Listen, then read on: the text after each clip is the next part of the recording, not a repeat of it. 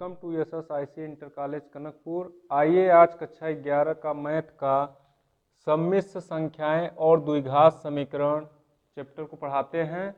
तो इसमें सबसे पहले हमको जो इसके सूत्र हैं उसको ध्यान रखना होगा। तो जो पहला सूत्र है आई, ये है इमेजिनरी पार्ट। आई को बोलते हैं, आई बराबर होता है रूट में -1। यहाँ पे आई स्क्वायर बराबर होता है -1। आई क्यूब बराबर हो जाता है, अगर हम आई क्यूब का मान निकालते हैं तो यहाँ से देखिए आई क्यूब बराबर होता है -i। इसको हम किस तरीके से निकालते हैं, यहाँ पे देखिए जैसे है i3, तो i3 यहाँ पे हमको केवल दो मान ये याद रहने चाहिए। इसकी सहायता से हम चाहे जितने i की घात में हो उसका मान बता सकते हैं। जैसे हमको i3 का निकालना हो तो ये हो जाएगा आई स्क्वायर इंटू आई स्क्वायर का मान क्या होता है -1 गुणते आई बराबर हो जाएगा -i। इस तरीके से जो आई क्यूब का जो फार्मूला है वो हो जाता है -i। अगर हम यहाँ पर i4, i5, i6, i7 का भी मान निकालना चाहे तो निकाल सकते हैं। यहाँ से देखिए जैसे i4 है तो इसको हम लिख सकते हैं आई स्क्वायर इंटू आई स्क्वायर।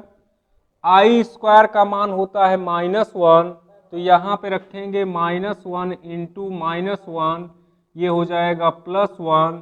इसका मतलब आई घाते 4 का जो फार्मूला होगा वो हो जाएगा 1, तो इसका मान कितना हो गया 1।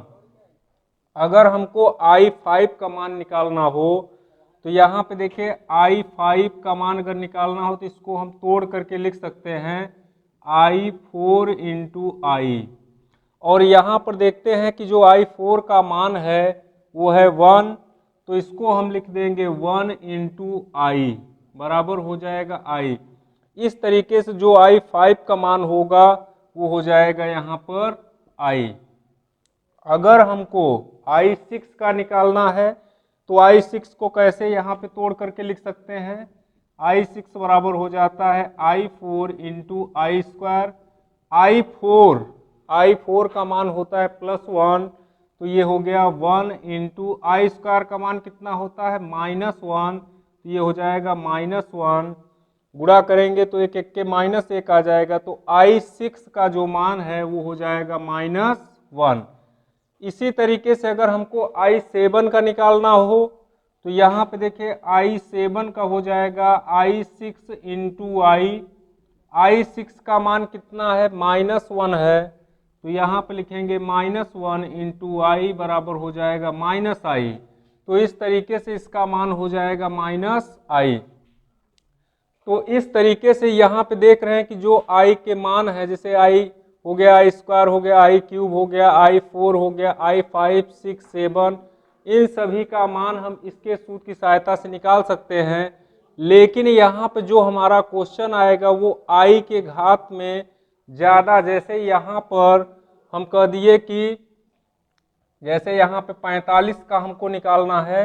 अगर हम i घाते 45 का निकालना चाहें तो हम जानते हैं कि 4 के रेशियो में जहाँ तक होगा, जैसे यहाँ पे देखिए i घाते 4, तो इसका मान हो गया 1, तो इसको हम लिख सकते हैं i की घाते 4 इंटू 11। तो यहाँ पे देखिए i 45 का मान निकाल रहे हैं, यहाँ पे हो गया i घाते 4 और घाते 11, तो 11 चौके 44 हो गया। अभी एक i बचा है तो यहाँ लिख देंगे i। अब ये हो गया 44 एक 45, क्योंकि गुणा करने पे घात क्या होता है जुड़ जाता है, तो यहाँ पे हो जाएगा 44 एक 45। लेकिन i घाते 4 का मान होता है 1, तो घाते 11 इंटू आई, 1 की घाते 11 कितना होगा 1 होगा, और इंटू आई बराबर हो जाएगा i। इस तरीके से i 45 का जो मान होगा वो हो गया i।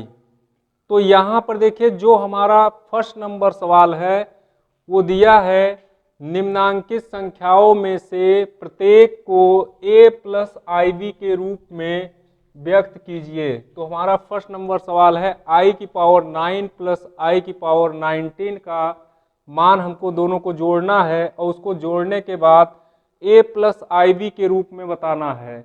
देखिए जो पहला हमारा सवाल है वो है i की पावर 9 प्लस i की पावर 19 है, इसको जोड़ करके हमको a प्लस आई बी के रूप में बताना है।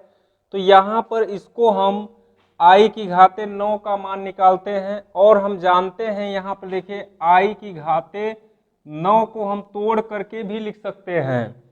तो यहाँ पे इसको क्या लिखेंगे i की पावर 4 इंटू आई की पावर 4 इंटू आई, यहाँ पे 1 हो गया, 1 को लिखा नहीं जाता है।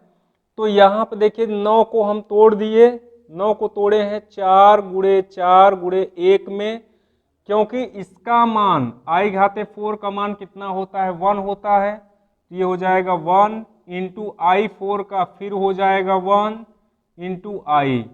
तो कुल मिला करके जब यहाँ से गुणा करेंगे तो हो जाएगा एक एक के एक आई, यानी आई आ गया। तो इस तरीके से जो i9 है उसका मान हो जाता है i प्लस यहाँ पे देखिए i19 है, तो इसको हम i19 का मान अगर निकालना चाहें तो इसको भी 4 i घाते 4 का मान होता है 1, तो यहाँ से इसको हम तोड़ सकते हैं i की घाते 4 इंटू आई की घाते 4 इंटू आई की घाते 4 इंटू आई की घाते 3। देखिए यहाँ पे 4 4 4 4 ये हो गया 4 चौके 16 इंटू आई की पावर 3 है, तो 16 3 19, यानी गुणा करने पर जब घात जोड़ेंगे तो कुल घात हो रहा है 19। तो यहाँ से इसका अगर हम मान निकालना चाहें तो हो जाता है 1 इंटू 1 इंटू 1 इंटू 1 इंटू आई3 का मान यहाँ से देखिए i3 का मान है माइनस आई, तो यहाँ पर हो जाएगा माइनस आई बराबर हो जाएगा, जब इसका पूरा गुणा करेंगे तो आ जाएगा माइनस आई। तो इस तरीके से जो i19 का जो मान आया है वो आ गया माइनस आई, तो यहाँ पर माइनस आई हो जाएगा और इसका इसमें जब गुणा करेंगे तो i माइनस आई, यानी ये टोटल हो जाएगा 0। लेकिन यहाँ पे हमको बताना है कि इसको a प्लस आई बी के रूप में, यानी ये रियल पार्ट भी बताना है और इमेजिनरी पार्ट भी बताना है। तो यहाँ से हम देख लिए जब रियल पार्ट या इमेजिनरी पार्ट इसका आंसर 0 आया है तो इसका मतलब दोनों मान इसका क्या है 0 है। तो इसको हम a प्लस आई बी के रूप में लिखने के लिए 0 प्लस 0 आई लिखेंगे, क्योंकि यहाँ पे देखिए रियल पार्ट भी 0 हो जाएगा और इमेजिनरी पार्ट भी 0 हो जाएगा। तो पहले का जो हमारा क्वेश्चन है इसका जो आंसर होगा वो हो जाएगा यही। चलिए इसके बाद देखते हैं जो दूसरा हमारा क्वेश्चन है वो है 5 पाई इंटू -3/5 इन दोनों को गुणा करके हमको a प्लस आई बी रूप में लिखना है। तो यहाँ पर ध्यान दीजिएगा 5 का हम 3 में गुणा करेंगे, 5 तिहाई 15 हो गया और ये माइनस है तो यहाँ पे लिखेंगे माइनस आई का, और आई में अगर हम गुणा करते हैं तो ये हो जाता है i² बटे यहाँ पे है 5। तो यहाँ पे देखिए जो i है i² का जो मान है वो होता है -1, तो यहाँ से हो जाएगा -15 इंटू -1 बटे 5, माइनस माइनस ये हो जाएगा प्लस, तो ये हो गया 15 बटे 5, 5 तिया 15, इसका मतलब इसका आंसर आ गया 3। तो यहाँ पे देखिए जो 3 आया है ये रियल पार्ट है, इसका मतलब इसमें इमेजिनरी पार्ट कुछ नहीं है।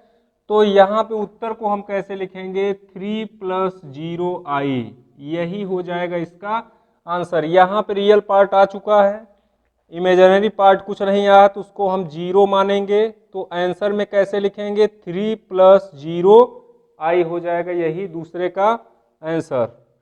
देखिए जो हमारा तीसरा क्वेश्चन है वो i की घाते -39 इसका मान पूछ रहा है। तो यहाँ पे देखिए अगर हमको i की पावर -39 यहाँ पर अगर इसका मान निकालना पड़े तो इसको हम कैसे तोड़ करके लिख सकते हैं, इसको लिखेंगे i की घाते 1 - 40। देखिए यहाँ पे अगर हम 40 में से 1 घटाते हैं तो -39 आएगा, यानी ये हो जाएगा i की घाते -39। और जो ये आया है i की घाते 1 - 40, इसको अगर हम और तोड़ करके लिखना चाहें तो इसको लिख सकते हैं i की घाते 1 बटे i की घाते 40। ये जो माइनस में है ये नीचे से ऊपर गया है, इसका मतलब ये माइनस है। तो यहाँ पे नीचे लेके अगर इसको लिखते हैं तो ये प्लस हो जाता है। तो यहाँ से i की घाते 1 है, इसको लिख भी सकते हैं और नहीं लिखेंगे तब भी कोई फर्क नहीं पड़ेगा। तो यहाँ से हो जाएगा i बटे जो 40 है i घाते 4 का देखिए यहाँ पे मान होता है 1। तो इसको हम i 40 को किस तरीके से तोड़ करके लिख सकते हैं, i की घाते 4 की घाते 10। यहाँ पे देखिए 10 × 4 = 40 हो जाएगा i की घाते 40। इसका मतलब यहाँ से हो जाएगा i बटे i की घाते 4 होता है 1 और 1 की घाते 10। तो यहाँ से इसका मान जो आएगा वो आ जाएगा i बटे 1 की घाते, चाहे जितना हो 1 ही आता है। तो टोटल हो जाएगा 1 बराबर, अगर 1 से भाग देंगे तो i आएगा। इसका मतलब इसका इमेजिनरी पार्ट आया है, रियल पार्ट नहीं आया है। तो इसको हम आंसर के रूप में लिख सकते हैं 0 + i, क्योंकि रियल पार्ट हमारा जो है 0 आ चुका है, कुछ नहीं है, इमेजिनरी पार्ट केवल बचा है। तो इमेजिनरी पार्ट में 1i भी इसको बोल सकते हैं, और रियल पार्ट लेकिन क्या हो जाएगा 0। तो इसको आंसर में क्या बताएंगे, a + iv के रूप में 0 + i, यही हो जाएगा इसका आंसर। देखिए जो चौथा क्वेश्चन है वो हमारा है 3 कोष्टक में 7 + i7 + i कोष्टक में 7 + i7। इसको हमको क्या करना है, a + iv के रूप में लिखना है। तो यहाँ पर ध्यान दीजिए, इसका हम यदि गुणा करते हैं जो कोष्टक के बाहर है तो ये 3 सते हो जाएगा 21 प्लस 3 सते यहाँ भी हो जाएगा i31 प्लस इसका गुणा करेंगे तो i7 हो जाएगा, और प्लस इसका जब गुणा करेंगे तो ये हो जाएगा i² 7। यहाँ से देखिए अगर इसका हम मान रखते हैं i² का तो ये आता है -1 × 7, यानी कुल मिला करके इसको जब गुणा करेंगे 7 1 के साथ -7 हो जाएगा यहाँ पर, और ये यहाँ पे 21 आई है और यहाँ 7 आई है, तो टोटल हो जाएगा i28 + 21। अब यहाँ पे देखिए यहाँ पे आ चुका है 21 + i28 - 7। यहाँ 21 में से 7 को घटाएंगे तो ये आ जाएगा 14। तो 14 + i28, ये है रियल पार्ट, ये है इमेजिनरी पार्ट। तो ये a + iv का रूप इसका हो गया यही। तो a + iv बराबर हो जाएगा 14 + i28, और यही हो जाएगा इसका आंसर। देखिए जो हमारा पांचवा क्वेश्चन है वो है 1 - i, कोष्टक के बाहर है माइनस, कोष्टक में -1 + i6। इसको भी जो है हमको a + iv के रूप में लिखना है। तो यहाँ पे ध्यान दीजिएगा 1 - i, ये जो कोष्टक इसको तोड़ देंगे, और माइनस यहाँ कोष्टक के बाहर माइनस है तो इसका गुणा करेंगे अंदर, तो माइनस माइनस हो जाएगा +1, और ये प्लस यहाँ पे प्लस है यहाँ पे माइनस है, तो गुणा करने पे माइनस हो जाएगा i6। यहाँ पे जो रियल पार्ट है उसको रियल पार्ट में जोड़ देते हैं, और जो इमेजिनरी पार्ट है उसको इमेजिनरी पार्ट में जोड़ेंगे। तो 1 1 हो जाएगा 2, -i6 और -i हो जाएगा -i7, यही हो जाता है a + iv रूप। यहाँ पे देखिए अगर हम इसकी तुलना करेंगे तो जो रियल पार्ट है वो है 2, और जो इमेजिनरी पार्ट है यानी b का मान कितना है, -7 हो जाएगा। तो इसका आंसर यही हो जाता है। देखिए जो हमारा लास्ट सवाल है वो है गुणात्मक प्रतिलोम पर। तो यहाँ पर हम देखते हैं कि गुणात्मक प्रतिलोम का जो सूत्र होता है z बार बटे z z बार।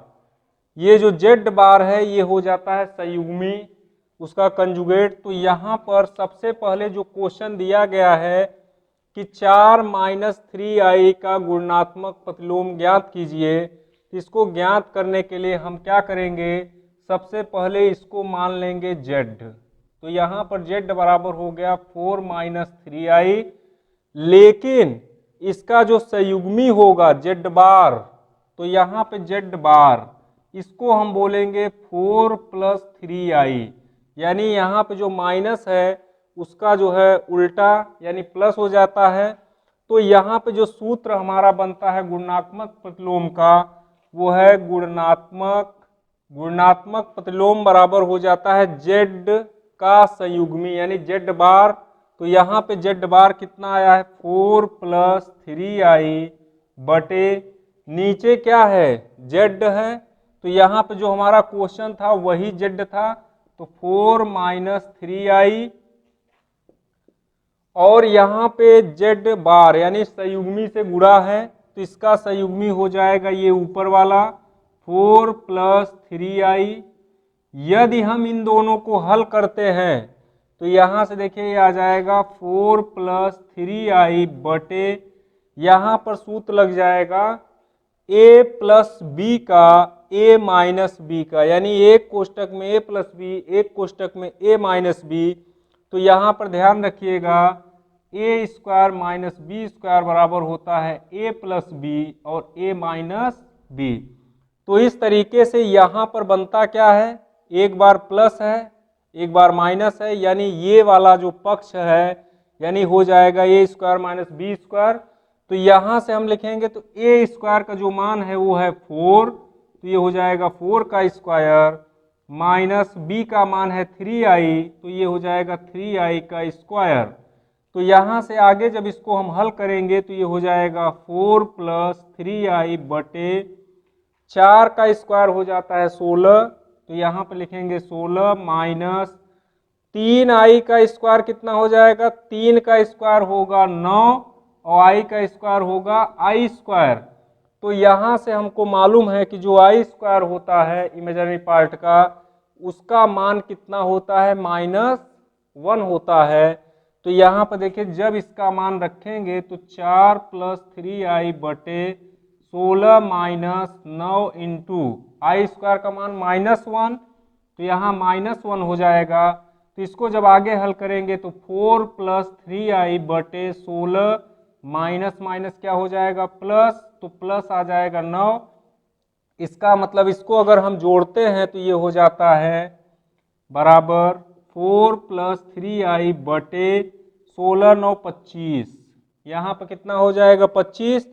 अगर हम इसको रियल और इमेजिनरी पार्ट में तोड़ करके लिखते हैं तो यहाँ से लिखेंगे इसको 4/25 प्लस 3i बटे 25। यही हो गया इसका पार्ट है रियल पार्ट, और ये हो गया इसका इमेजिनरी पार्ट, और इसी को बोलेंगे a + iv के रूप में। तो यही हो जाएगा हमारा आंसर। तो इस तरीके से आज आप लोगों को सम्मिश्र संख्याएं और द्विघात समीकरण जो है उसमें से आधा पार्ट यहाँ पर जो सम्मिश्र संख्या है इसके बारे में बता दिए हैं, और इस पर जो सवाल आते हैं उसको भी करा दिए हैं। आगे इसके नेक्स्ट वीडियो में आप लोगों को द्विघात समीकरण, इसी में जो आधा पार्ट बचा है उसको बताएंगे। तो ये वीडियो आप लोगों को कैसा लग रहा है, अगर अच्छा लग रहा है तो उसको लाइक करते रहिए। फिर इसके बाद मिलते हैं नेक्स्ट वीडियो में।